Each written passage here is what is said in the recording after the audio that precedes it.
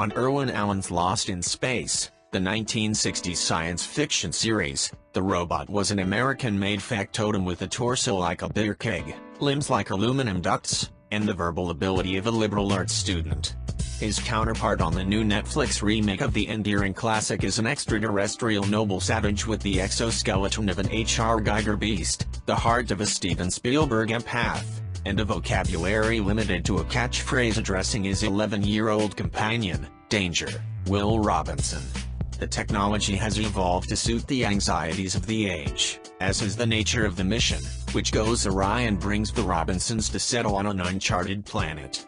On the original series, a lone family left an overpopulated Earth to colonize an alien planet in the name of the United States. They request an extension of the space race into CBS primetime.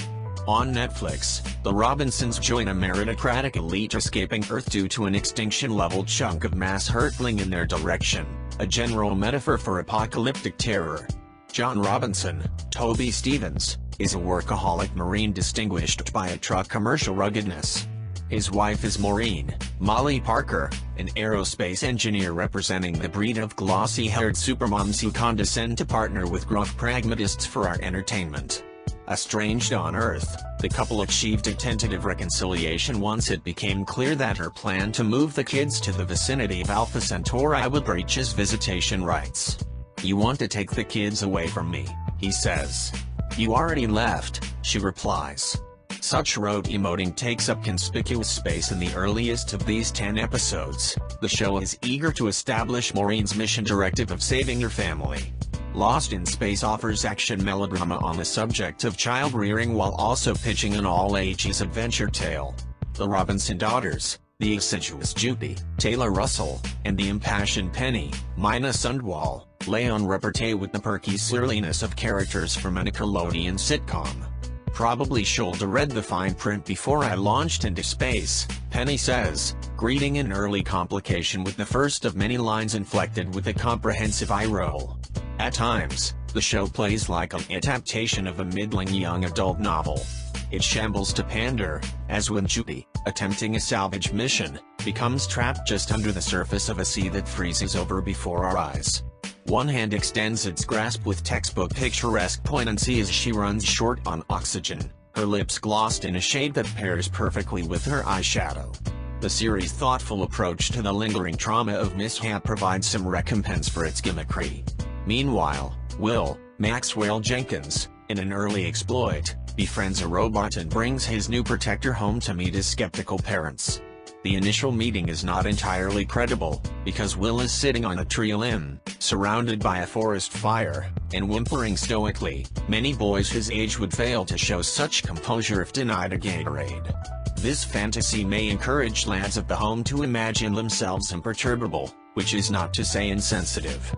Later, after tossing a baseball with the robot, Will says, of his distracted father, "I always wanted him to come back, but now that he's here," and trails off, letting a mental imprint in the shape of Harry Chapin's Cats in the Cradle fill in the blank. The robot helps to raise the child, but it takes a village. On the old Lost in Space, the Robinsons, along with a military pilot and a supercilious stowaway, were the only Earthlings striding their alien planet, and the isolation contributed it to their sojourn's goofy flavor as a 3-hour tour disrupted by rough weather. Here, the family's personal spacecraft, with its silhouette suggesting the Millennium Falcon reconceived as a compact SUV, is one of 13 vehicles loosed from their mothership amid calamitous technical difficulties.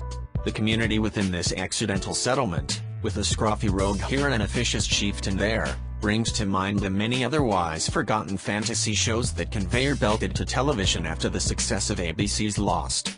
The colony accommodates one memorable villain, Parker Posey's Dr. Smith, a sociopath who skitters onto the screen, flashing with a scavenger's gaze. In the original, Jonathan Harris played Dr. Zachary Smith, a secret agent who read as a Cold War scoundrel and settled in as a pleasingly contemptible crank, ritually trading barbs with the robot. Posey's rebooted Smith is an agent of aimless chaos who assumes the name upon swiping a coat from a passenger injured in the mothership's collapse, then she purloins his family's spacecraft. Posey plays the role with the gravity that encourages the show to orbit her, eccentrically, whenever she's in view. The dynamic exemplifies the awkwardness of this muddled update.